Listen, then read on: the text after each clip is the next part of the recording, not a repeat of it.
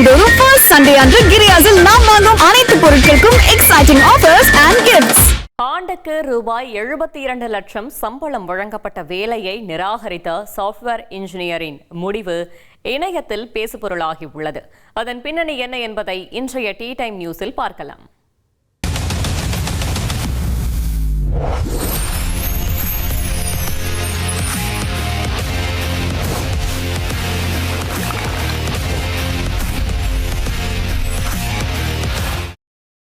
வித்யா, சொல்லு கவிதா. ஒரு வேலைக்கு போகணும் அப்படின்னா நீ என்னெல்லாம் எதிர்பார்ப்ப? எனக்குலாம் ஒன்று தான் கவிதா, என் கை நிறைய சம்பளம் கொடுத்தா போதும். கரெக்ட், உன்ன மாதிரி தான் எல்லாருமே நினைப்பாங்க. எதுக்கு வேலைக்கு போகிறோம், நல்ல சம்பளம் கிடைக்கணும் அப்படின்னு தானே. ஆனால் இங்கே ஒருத்தர் 72 லட்சம் ரூபாய் சம்பளத்தை வேணாம் அப்படின்னு தூக்கி எரிஞ்சிட்டார். பொய் சொல்லாத, 72 லட்சம் ரூபாய் சம்பளத்தை ஒருத்தர் வேணான்னு தூக்கி எரிஞ்சிட்டாரா? நிஜமா, இப்போ அதுதான் ட்ரெண்டிங் போஸ்டாவே போயிட்டு இருக்கு சோஷியல் மீடியாவில்.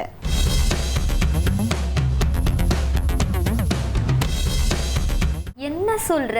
யார் அவரு? எதுக்கு அவர் இப்படி வேணான்னு சொன்னாரு? அதுவும் 72 லட்சம் ரூபாய் சம்பளம் தரேன்னு சொன்ன ஒரு நிறுவனத்தை இல்லைங்க நான் வரலன்னு எதுக்கு அவர் சொன்னாரு? என்ன கதை அது, சொல்லு. அதுக்கு ரீசன் நிறைய இருக்கு, சொல்றேன் கேளு. அதாவது இந்த 72 லட்சம் அப்படிங்கிறது பல பேருக்கு கனவு சம்பளமாவே இருக்கும் அப்படின்னே சொல்லலாம். நான்லாம் என்னையெல்லாம் கூப்பிட்டாங்கன்னு வச்சுக்கோ, இதோ ஓடிடுறேன் அப்படின்ட்டு உடனே ஓடிடுவேன். ஆனா அவர் ஒரு சாஃப்ட்வேர் இன்ஜினியர், கடுமையான ஒரு 5 நிபந்தனைகள் விதிச்சிருக்காங்க. அதுல தான் கடுப்பாயி மனுஷன் வந்து எனக்கு இந்த வேலையே வேணாம் அப்படின்னு சொல்லிட்டாரு. அப்படி என்ன நிபந்தனைகள் கவிதா? அதாவது 5 நாள் நீங்க கண்டிப்பா ஆஃபீஸ் வந்துதான் ஆகணும் அப்படின்னு சொல்லியிருக்காங்க. அதாவது ஆரம்ப கட்டத்துல உங்களுக்கு லீவே நாங்க தரமாட்டோம் அப்படின்னு சொல்லியிருக்காங்க. அடுத்தபடியா பாத்தீங்கன்னா 25% மட்டும் தான் உங்களுக்கு இன்கிரிமெண்ட் தருவோம் அப்படின்னு சொல்லியிருக்காங்க. அதாவது இப்போ நம்ம வேற ஊருக்கு போக வேண்டிய சிச்சுவேஷன் வந்தா, அதாவது ரீலோகேட் ஆனா கூட கம்பெனி சார்பா நமக்கு எந்த ஒரு உதவியுமே செய்ய மாட்டாங்க அப்படிங்கிறதும் குறிப்பிட்டிருக்காங்க. அந்த அக்ரிமெண்ட் ஃபுல்லா படிச்சுட்டு மனுஷன் டென்ஷன் ஆயிட்டாரு. என்னப்பா எல்லாமே கம்பெனிக்கு சாதகமா இந்த அக்ரிமெண்ட்ல இருக்கு அப்படின்னு சொல்லிட்டு கடுப்பாகி, ஆண்டுக்கு நீ 72 லட்சம் கொடுத்தாலும் சரி 100 லட்சம் கொடுத்தாலும் சரி என்னால வர முடியாது அப்படின்னு சொல்லிட்டு அந்த வேலையை தூக்கி எரிஞ்சிட்டாரு. இது வந்து அவரோட ஃப்ரெண்டு தான் வந்து எக்ஸலத்துல வந்து பதிவிட்டிருக்காரு. ஹெச்ஆருக்கு அவர் அனுப்பிச்ச வாட்ஸ்அப் மெசேஜோட ஸ்கிரீன்ஷாட்டோட எடுத்து போட்டு மனுஷன் 72 லட்சம் வேலையை வேணான்னு சொல்லிட்டு இன்னமும் சந்தோஷமா தான் இருக்காரு அப்படின்னு சொல்லிட்டு போஸ்ட் போட்டிருக்காரு. அதே மாதிரி அவரோட ஃப்ரெண்டை இன்னொன்னுமே அதுல பதிவிட்டிருக்காரு. நிம்மதியான வாழ்க்கைக்காக இந்த பணத்தை தூக்கி எரிஞ்ச மனுஷங்க இன்னுமே இந்த உலகத்துல இருக்காங்க. பணம் தான் முக்கியம் அப்படின்ட்டு இல்ல அப்படிங்கிறது வந்து அவரை பார்த்து நான் புரிஞ்சுக்கிட்டேன் அப்படின்னு சொல்லிருக்காரு. இதுக்கு எதிர்மறையான விமர்சனங்கள் நிறைய வரதான் செய்யுது.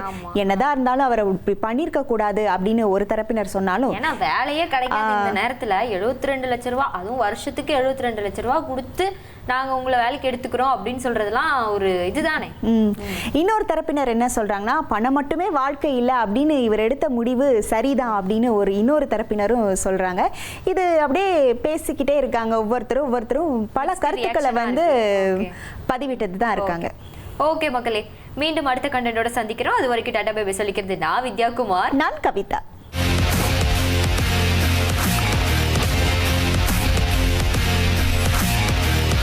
மாதந்தோறும் ஃபர்ஸ்ட் சண்டே அன்று கிரியாஸில் நாம் வாங்கும் அனைத்து பொருட்களுக்கும் எக்ஸைட்டிங் ஆஃபர்ஸ் அண்ட் கிஃப்ட்ஸ்.